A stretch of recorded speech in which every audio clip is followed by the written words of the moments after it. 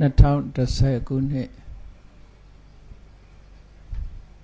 မတ်လ18 ရက်နေ့စံကြောင်းမြို့နယ်ကျောင်းကုန်းလမ်းဆရာမကြီးတော်လှိုင်နေအိမ်၌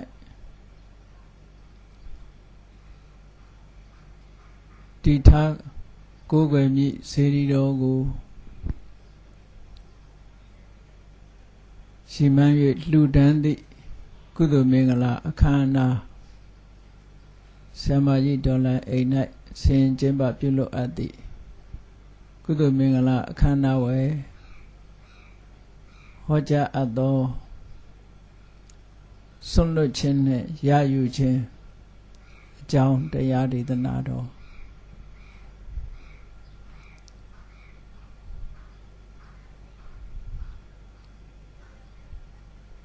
တည်ထားကိုးကွယ်မဲ့မုံရွာမြို့တတ္တမဇောတကသူဘောဓာယုံကျောင်းတိုက်အတွင်းကျောင်းဦးစေတီအဖြစ်ဖြင့်တည်ထားကိုးကွယ်မဲ့စေတီတော်မြတ်ကြီးကို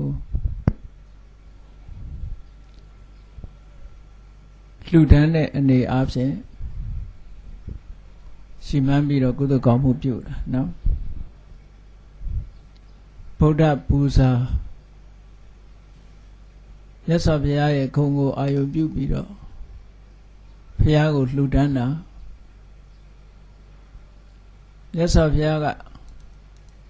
တတ်တော်ထင်ရှားမြတ်စွာဘုရားပဲဖြစ်ဖြစ်ပရိနိဗ္ဗာန်စံပြီးတဲ့မြတ်စွာဘုရားပဲဖြစ်ဖြစ်ဂုဏ်တော်ကိုရည်မှန်း၍တူညီသောစိတ်ဓာတ်ဖြင့်လှူဒန်းနိုင်မယ်ဆိုလို့ရှိရင်တူညီသောအကျိုးကိုရတယ်လို့စိတ်ဓာတ်ချင်းတူညီမယ်ဆိုရင်တူညီတဲ့အကျိုးရနိုင်တယ်ဆိုတာကိုမြတ်စွာဘုရားကဟောကြားထားတာရှိပါတယ်။ဒါကြောင့်မို့မိမိရဲ့စိတ်စွမ်းအားတွေစိတ်ဓာတ်တွေကတကယ်ကိုတတ်တော်တရားရှိတဲ့မြတ်စွာဘုရားကိုပူဇော်တဲ့အနေအားဖြင့်စိတ်ထဲမှာရည်မှန်းပြီးတော့ပူဇော်ဖို့လိုတာပေါ့နော်စိတ်ထဲမှာအဲ့ဒါလိုရည်မှန်းပြီးတော့ပူဇော်ရမယ်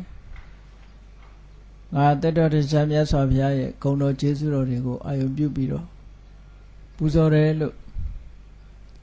စိတ်ထဲကရည်မှန်းသည့်အတိုင်းကုသိုလ်ကောင်းမှုတွေကလည်းမိမိရဲ့စိတ်အစဉ်မှာဖြစ်ကြမှာဖြစ်လာတဲ့ကုသိုလ်စိတ်အစဉ်ဟာ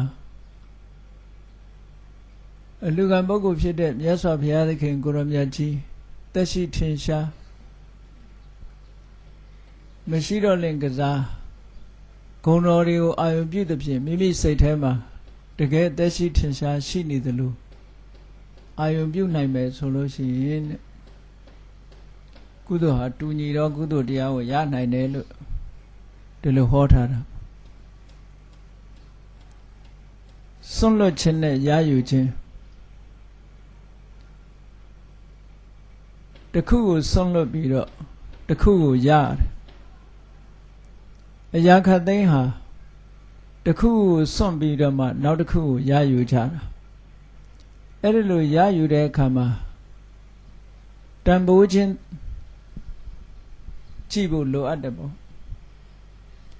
ကိုစွန့်လွတ်လိုက်ရတဲ့တန်ဖိုးကများသလားရလိုက်တာကများသလားအမြဲတမ်းစဉ်းစားပြီးတော့ကြည့်ဖို့လိုတယ်အမြဲတမ်းဆင်ခြင်သုံးသပ်ဖို့လိုတယ်လောကမှာလူတွေကပြောကြတယ်စွန့်လွတ်လိုက်ရတာကတန်ဖိုးကြီးပြီးရလိုက်တာကနည်းတယ်ဆိုလို့ရှိရင်တော့ဆုံးရှုံးနေတာတယ်လို့ဒီလိုပြောကြတာပေါ့လောကီဘက်ကပြောကြတယ်ဆုံးရှုံးနေတာတယ်ပေးလိုက်ရတာအများကြီးရလိုက်တာနည်းနည်းလေး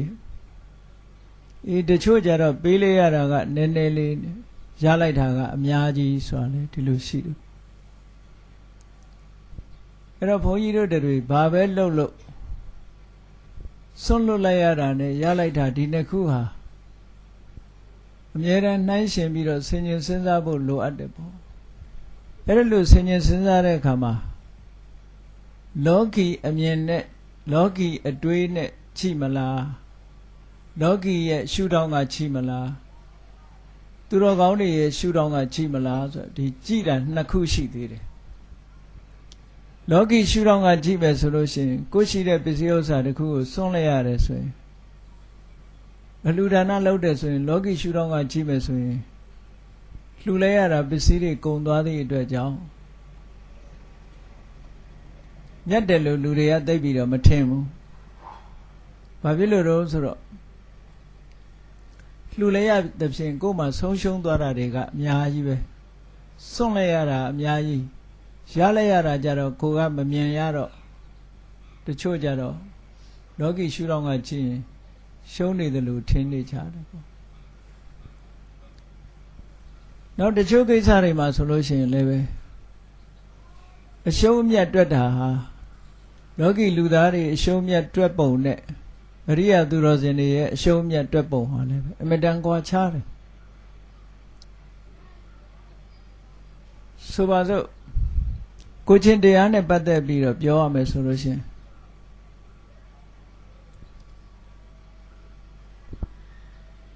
ခန္ဓာကိုယ်ကြီးမှာအချို့ချို့ပုဂ္ဂိုလ်တွေဆိုပါစို့ဥပုသ္တိလစောင့်သုံးတယ်ဥပုသ္တိလစောင့်သုံးနေတဲ့အခါမှာ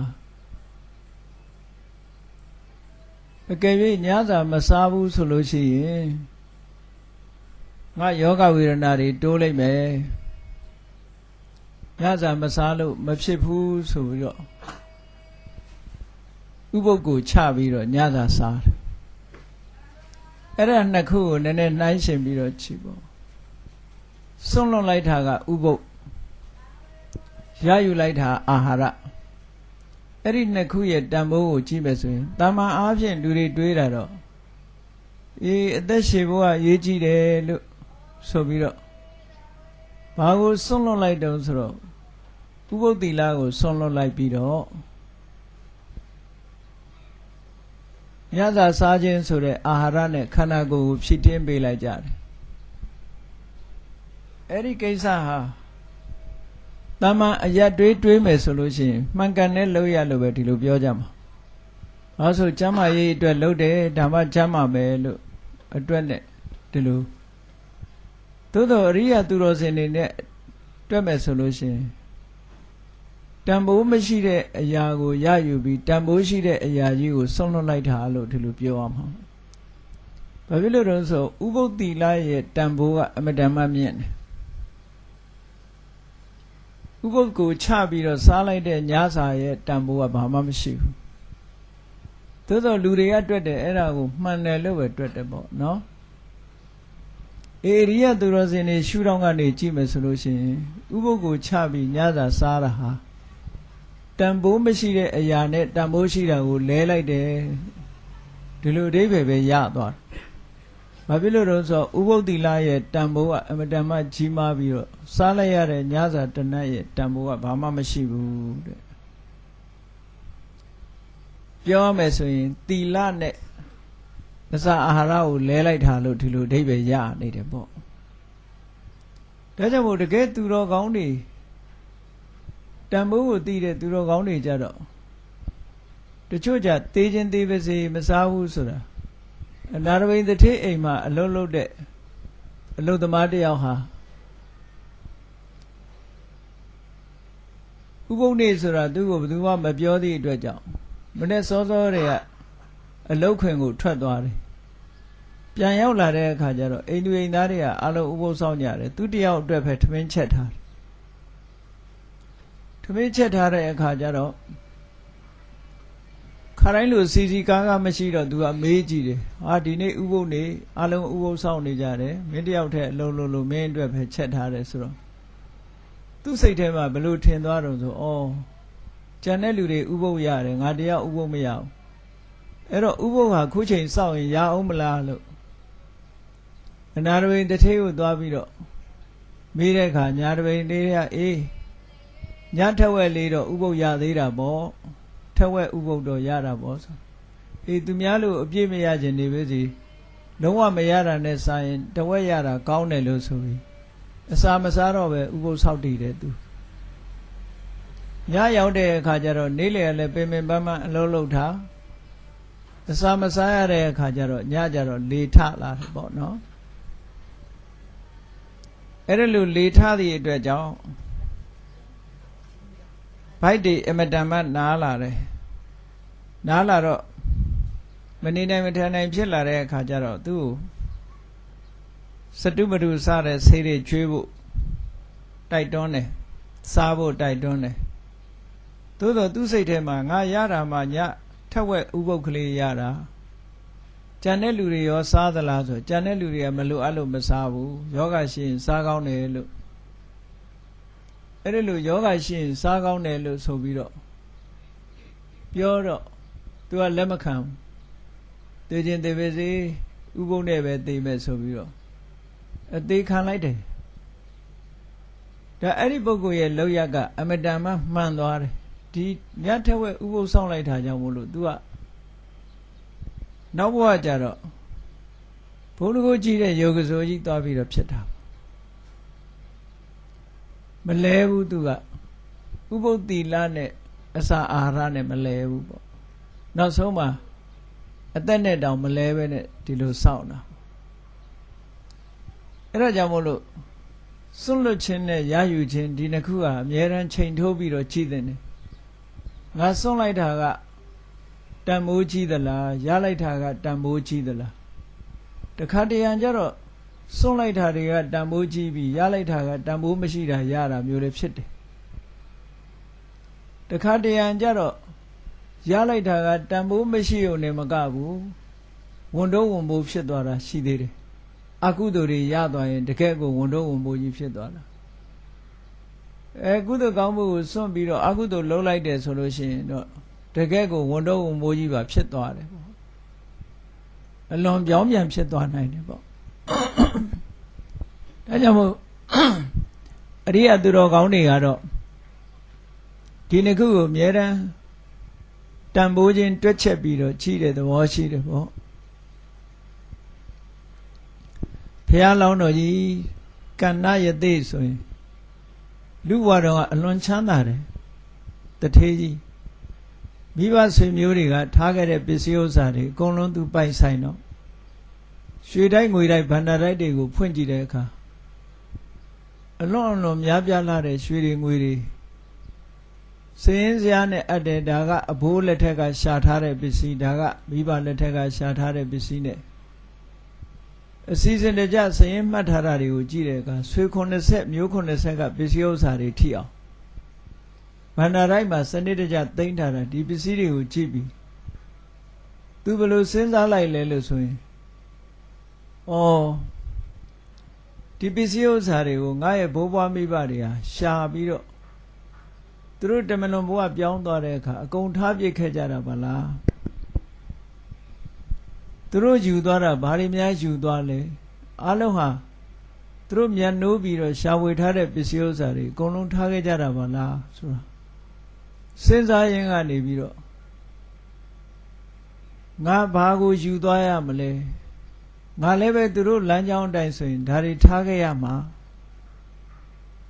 နောက်ဆုံးမှာငါခန္ဓာကိုယ်ကြီးပဲငါထားခဲ့ရမှာအဲ့တော့လောကမှာအနှစ်သာရအမြတ်ဆိုတာဘာလဲလို့သူစဉ်းစားတယ်ဒါတွေကမစဉ်းစားလို့ရှိရင်မသိဘူး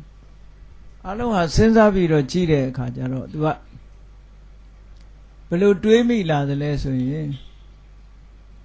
ပစ္စည်းဥစ္စာတွေတဲကိုအနှစ်သာရလိုက်ရှာကြည့်တယ်ဒီရွှေတွေငွေတွေပစ္စည်းဥစ္စာတွေဟာတကယ်ကောအနှစ်ရှိတာဟုတ်ကလား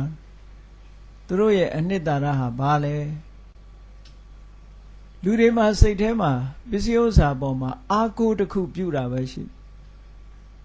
ငါမှဘာရှိတယ်ဘာရှိတယ်ပေါ့ခက်ခဲကြုံရင်သုံးမယ်ပေါ့ဆိုပါစို့ဘာမှငါငွေတွေဘယ်တော့အပ်ထားတယ်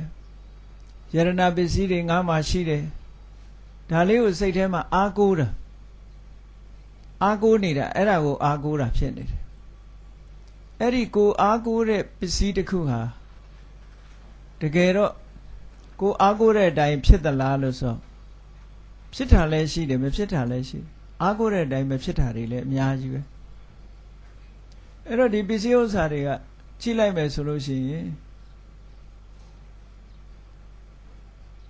ရ ယန္တမျိုး၅ပါးနဲ့ဆက်ဆံပြီးတော့နေသည့်အတွက်ကြောင့်ပစ္စည်းဥစ္စာတွေဟာကိုယ်ကအားကိုးတဲ့အတိုင်းဖြစ်ချင်မှဖြစ်တယ်သေချာချင်မှသေချာတယ်မသေချာတဲ့အနေအထားတွေမှာရှိတယ်အဲ့တော့ကန္နသရုသားကသူစဉ်းစားလိုက်တဲ့အခါဘာစဉ်းစားမိတော့ဆိုရင်သူစဉ်းစားပုံလေးက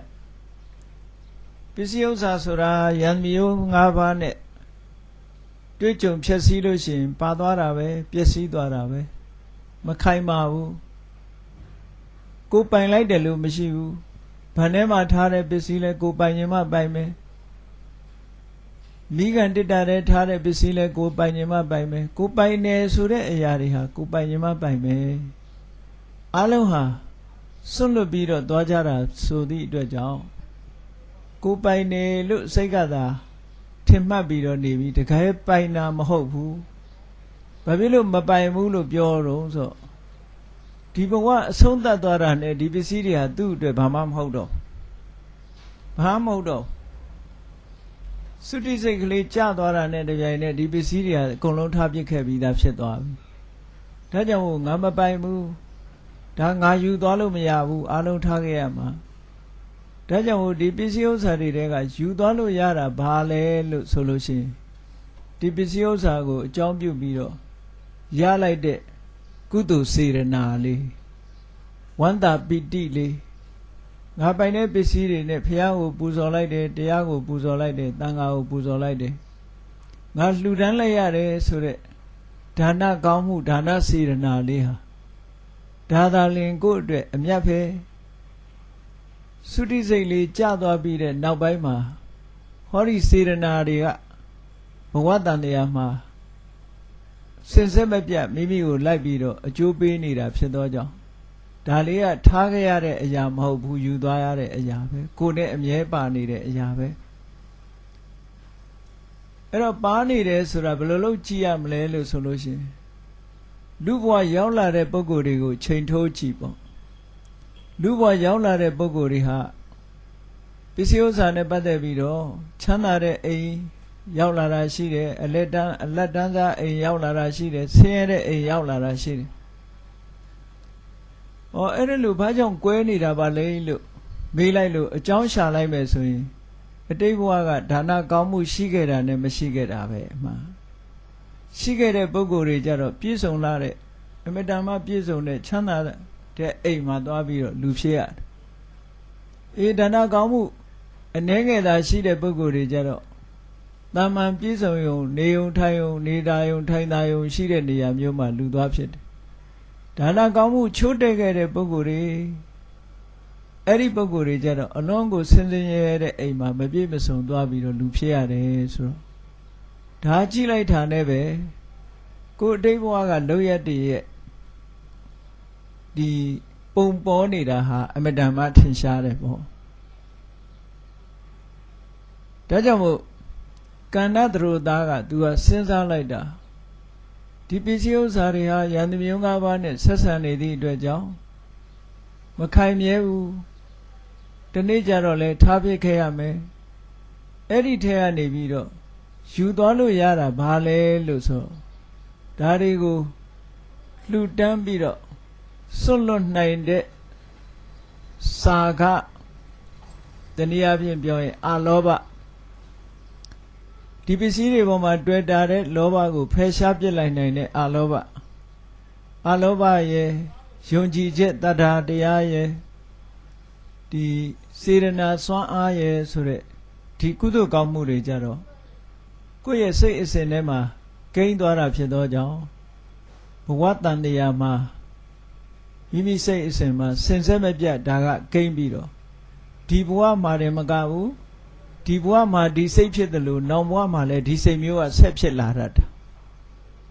ဆက်ဖြစ်လာတယ်စင်စစ်မပြတ်စိတ်အစဉ်မှာမပြတ်ကိန်းသွားတယ်ဒါကြောင့်မို့လို့ပစ္စည်းဥစ္စာကိုစွန့်လူတဲ့ဒါနကုသိုလ်ဒါနစေရနာတိသာလင်ပစ္စည်းဥစ္စာကတို့ရလိုက်တဲ့အမြတ်ပဲလို့အဲ့ဒါလိုမြင်သွားတယ်မြင်သည့်အတွက်ကြောင့်စွန့်လွတ်လိုက်တာကပစ္စည်းဥစ္စာရလိုက်တာကဒါနစေရနာကုသိုလ်အဲ့ဒီနှစ်ခုရဲ့တန်ဖိုးကိုချိန်ပြီးတော့ကြည့်လိုက် စွန့်လွတ်လိုက်တဲ့ဟာနဲ့ရလိုက်တာနဲ့ဘယ်သူကတန်ဖိုးကြီးလဲလို့ပြန်ပြီးတော့ချိန်ကြည့်လိုက်တဲ့အခါမှာလောကီအမြင်နဲ့ကြည့်လိုက်မယ်ဆိုလို့ရှိရင်စွန့်လွတ်လိုက်တာတွေကအများကြီးဒီလိုထင်ရတယ်ရလိုက်တာကဘာမှလည်းမသိလိုက်ရဘူးရတဲ့ပုဂ္ဂိုလ်ကလွဲလို့ဘာမှမသိလိုက်ရဘူးဝန္တာအာရပီတိဖြစ်တာလေးပဲကိုရလိုက်တယ်စွန့်လိုက်ရတဲ့ပစ္စည်းတွေကအများကြီးလို့ဒီလိုတွက်လိုက်မယ်သို့တော့အရိယာသူတော်စင်တွေကြတော့လောကီပစ္စည်းဥစ္စာဆိုတာဘလောက်တန်ဖိုးရှိဘဝအဆုံးသတ်တာနဲ့ထားခဲ့ရတယ်ဒီကြားထဲမှာလည်းပဲရေမင်းမင်းခိုးသူမချစ်မနစ်တဲ့အမွေခံသားဆိုသမီးဆိုဆိုတာတွေနဲ့တွေ့လို့ရှိရင်ပါသွားအောင်မယ်လူကတော့လည်းပစ္စည်းဥစ္စာကိုစွန့်ပစ္စည်းဥစ္စာကတော့လည်းလူကိုစွန့်ဆိုတဲ့အခြေအနေတွေဟာအမျိုးမျိုးရှိတာပဲတခါတရံပစ္စည်းဥစ္စာကလူကိုစွန့်သွားတယ်တခါတရံလူကပစ္စည်းဥစ္စာတွေကိုစွန့်သွားတယ်ဟောစွန့်ကြတာကြီးပဲအဲ့ဒီဘက်ကကြည့်လိုက်မယ်ဆိုလို့ရှိရင်ရလိုက်တဲ့ဟာကတန်တရားထဲမှာကိုပိုင်တဲ့ပစ္စည်းအနေနဲ့ရလိုက်တာဖြစ်လို့နိဗ္ဗာန်ထိအောင်အကျိုးပြုနိုင်တဲ့ကုသိုလ်တရားမျိုးကိုရလိုက်တာဖြစ်တော့သူတော်စကောင်းတို့အမြင်နဲ့ကြည့်မယ်ဆိုရင်အေးစွန့်လွတ်လိုက်တဲ့ပစ္စည်းကဘာမှတန်ဖိုးမရှိဘူးရလိုက်တာကပိုတန်ဖိုးရှိတယ်လို့ဒီလိုမြင်တယ်လောကီလူတွေကတော့စွန့်လိုက်ရတာအများကြီးရလိုက်တာကဘာမှမရှိဘူးလို့ဟောဖြောင်းပြန်မြင်တယ်ပေါ့နောက်သူကဆက်ပြီးတော့စဉ်းစားပြန်တယ်ဒါပစ္စည်းဥစ္စာနဲ့ပတ်သက်ပြီးတော့သူဒါနကောင်းမှုကိုရအောင်ယူသွားမယ်အနှစ်သာရဖြစ်တဲ့ဒါနကောင်းမှုကိုရအောင်ယူမယ်လို့ဒီလိုစိတ်ထဲမှာနှလုံးသွင်းပြီးတော့သူပိုင်ဆိုင်တဲ့ပစ္စည်းတွေကိုစွန့်လွတ်လှူဒန်းလိုက်တဲ့အားလုံးနောက်တစ်ခုသူစဉ်းစားတာကခန္ဓာကိုယ်ကြီးအတွက်ကိုစဉ်းစားတယ်လူတိုင်းဟာကိုယ်ခန္ဓာကိုယ်ပေါ်မှာတွေ့တာမှုရှိတယ်အသက်ရှည်ဖို့ကျန်းမာဖို့အလေးထားကြတယ်မထားရဘူးလားဆိုထားရပါတယ်သို့တော့တွေ့တာမှုကိုအခြေခံပြီးတော့သူနဲ့ပဲအချိန်ကုန်ပြီးတော့မနေသင့်ဘူးပေါ့ရသောအဖြစ်တွေ့တာမှုရဲ့အပြင်မှာသူနဲ့အချိန်ကုန်ပြီးတော့ကောင်းတဲ့ကုသိုလ်တွေမရလိုက်ဘူးဆိုရင်ဒီခန္ဓာကိုယ်ကြီးတဲ့ကိုဘာမှအမြတ်မရလိုက်ဘူးသူကိုနေစဉ်နဲ့အမျှရေမိုးချိုးပေးရတယ်အစာရေစာစားပေးရတယ်နေစဉ်လိုက်ကြည့်မယ်ဆိုရင်ခန္ဓာကိုယ်ရဲ့ဝတ္တရားတွေကိုလူတိုင်းဟာဆောင်ရွက်နေကြတာမနေ့မိုးလင်းတဲ့အချိန်ကစပြီးတော့မျက်နှာသိရတယ်တန်ရှင်းစင်ကြယ်အောင်လုပ်ရတယ်အကုန်လုံးကခန္ဓာကိုယ်ကြီးရဲ့အတွက်တွေအကုန်လုပ်နေရတယ်အစာစားပေးရတယ်ဖီးလိမ့်ရတယ်ပြင်ဆင်ရတယ်သူ့အတွက်ကြီးပဲအကုန်လုံးအဲ့ဒီထဲကနေပြီးတော့မှခန္ဓာကိုယ်အကြောင်းပြုပြီးတော့ကုသိုလ်လေးတစ်ခုမှမရလိုက်ဘူးဆိုလို့ရှိရင်ဒီခန္ဓာကိုယ်ကြီးကလည်းနေ့စဉ်နဲ့အမျှတနေ့ပြီးတနေ့ကိုကယူရပြင်ဆင်ရင်ကနေအိုးလာတာသူကအိုးလာပြီးယောဂရတဲ့အချိန်ကျရသွားတယ်သေတဲ့အချိန်ကျသူကသေသွားရောဒီခန္ဓာကိုယ်ကြီးကိုပြုစုယူရရင်ကို့မှာဘာတစ်ခုမှမရလိုက်ဘူးဆိုရင်ဒါအမတန်မှဆုံးရှုံးတာကြီးပေါ့စွန့်လွတ်လိုက်ရတယ်ကိုပေးလိုက်ရတဲ့အချိန်တွေကအများကြီးရလိုက်တော့လေဘာမှမရလိုက်တော့ဘူးကိုယ်ခန္ဓာကိုယ်ကြီးအတွက်နဲ့အချိန်ပေးလုပ်နေရတာတွေဟာတွေကအများကြီးပဲဘာမှလည်းမရလိုက်ဘူးဆိုရင်သိဆုံးရှုံးသွားတာပေါ့ဒါကြောင့်မို့လို့ခန္ဓာကိုယ်ကြီးကိုအကြောင်းပြုပြီးတော့အမြတ်ထုတ်ဖို့လိုအပ်တယ်တဲ့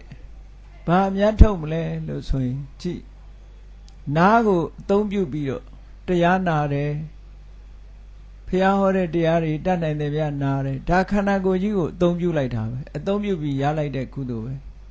မျက်စိကိုအသုံးပြုပြီးတော့ဇေဒီပထိုးဖျားတွေဖူးမြော်တယ်တန်ဃာတွေကိုဖူးမြော်တယ်ဟောတာမျက်လုံးကိုအသုံးချလိုက်တာခန္ဓာကိုယ်ကြီးကိုကနေပြီးတော့ကုသိုလ်ရေးအတွက်အသုံးချလိုက်တာဖြစ်တယ်ခန္ဓာကိုယ်ပင်မညောင်းညာမှုကိုအဓိကပရဏမထားဘဲနဲ့တရားဓမ္မတရားဘာဝနာပွားတယ်ဟောဒါခန္ဓာကိုယ်အသုံးချပြီးတော့ရလိုက်တဲ့ကုသိုလ်ခန္ဓာကိုယ်ကဘလောက်ပဲဒီညနေချိန်မှာစာဒဥပုသ္တိလကိုငါမကြိုးအောင်စောင့်မယ်ဒီနေ့ခန္ဓာကိုယ်ကနေပြီးတော့ရလာတဲ့သီလခန္ဓာကိုယ်ကိုအသုံးချပြီးတော့ရလာတဲ့သီလပါဏာတိပါဒအမှုကရှောင်လိုက်မယ်အာရိဏရဏရှောင်လိုက်မယ် ကာမေတုမိစ္ဆာစာရရှောင်လိုက်မယ်မုဒ္ဒဝါဒကရှောင်လိုက်မယ်သူရမေရိယကရှောင်လိုက်မယ်ဆိုတဲ့၅ပါးသီလခန္ဓာကိုယ်သုံးချပြီးတော့၅ပါးသီလရလိုက်တယ်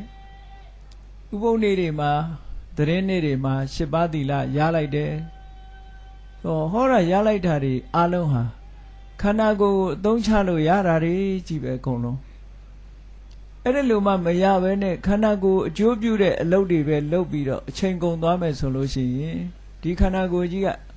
ဒီတိုင်းထားလဲအိုသွားမှာပဲ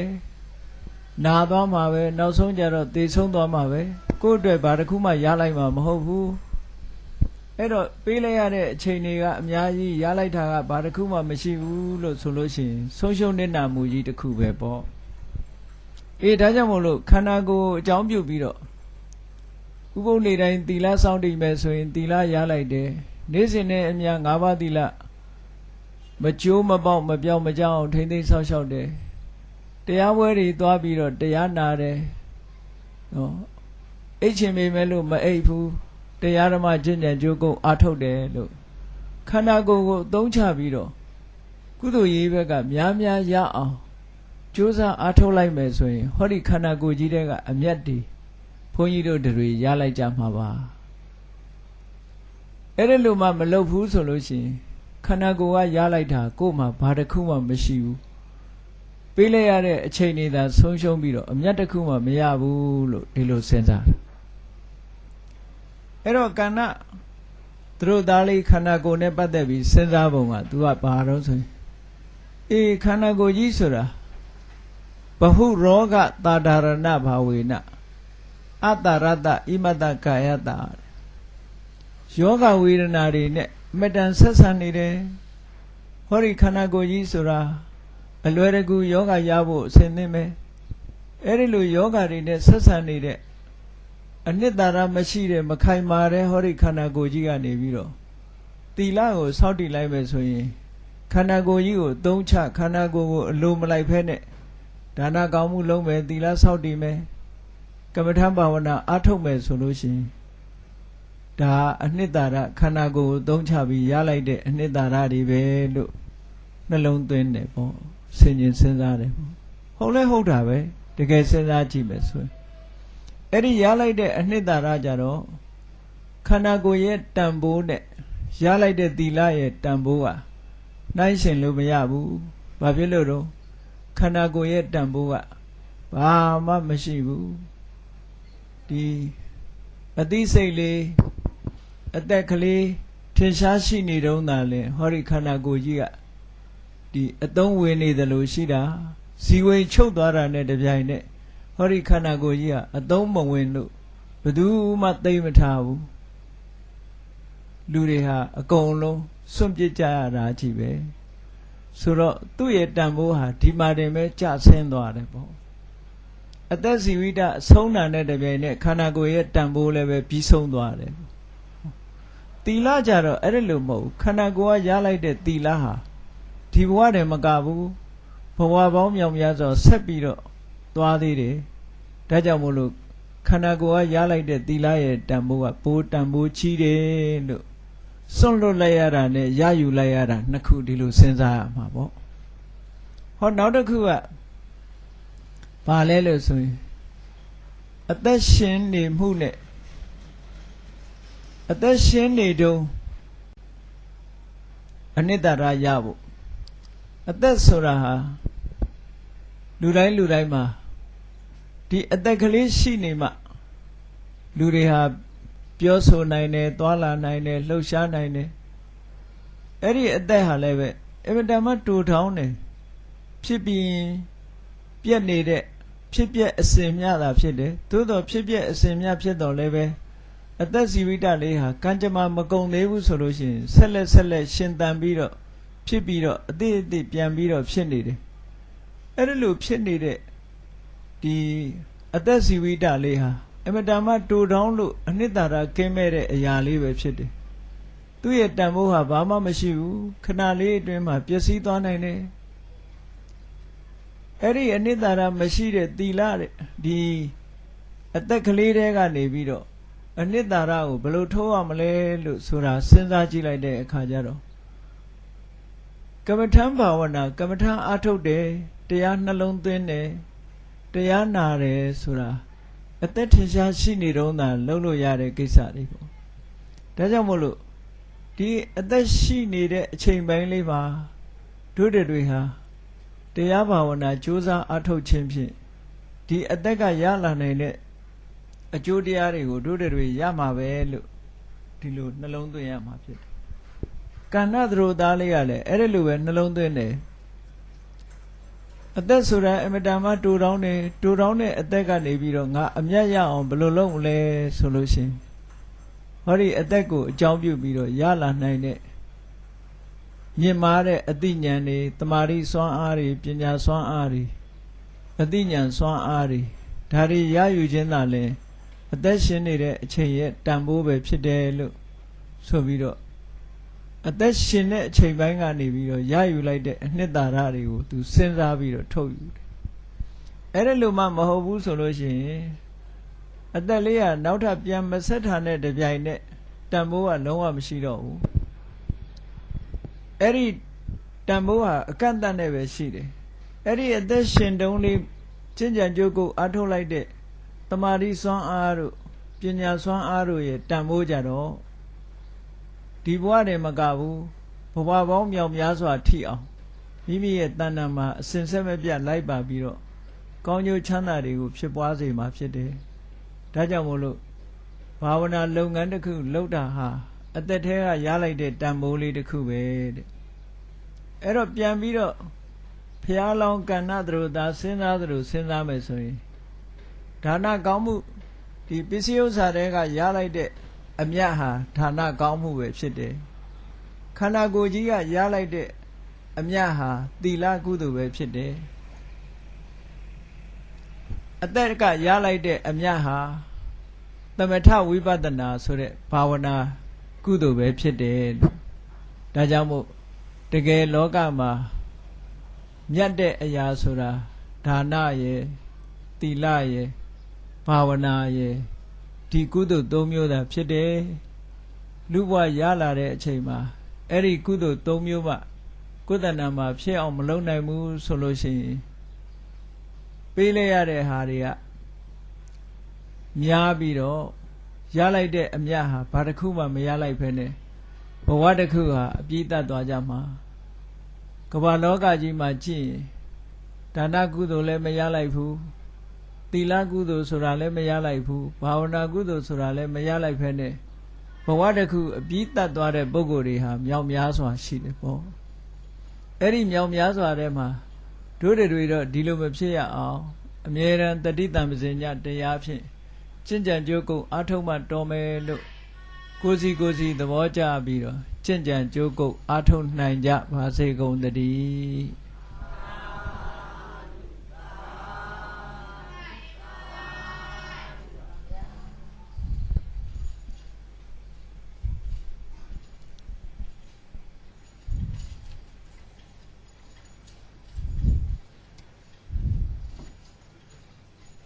ရှည်စဲချမလား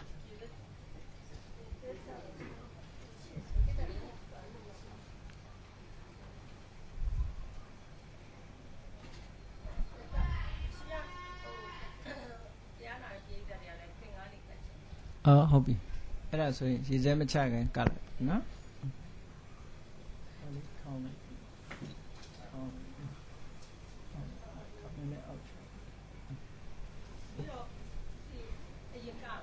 ကတ်လိုက်လေဒီမှာရအရင်ဟို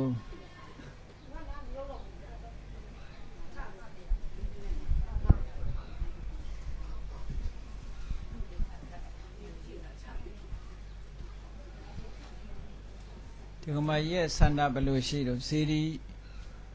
ပူဇော်ဖို့နော်ဒီပြင်အထူးရည်ရွယ်ချက်ရှိလား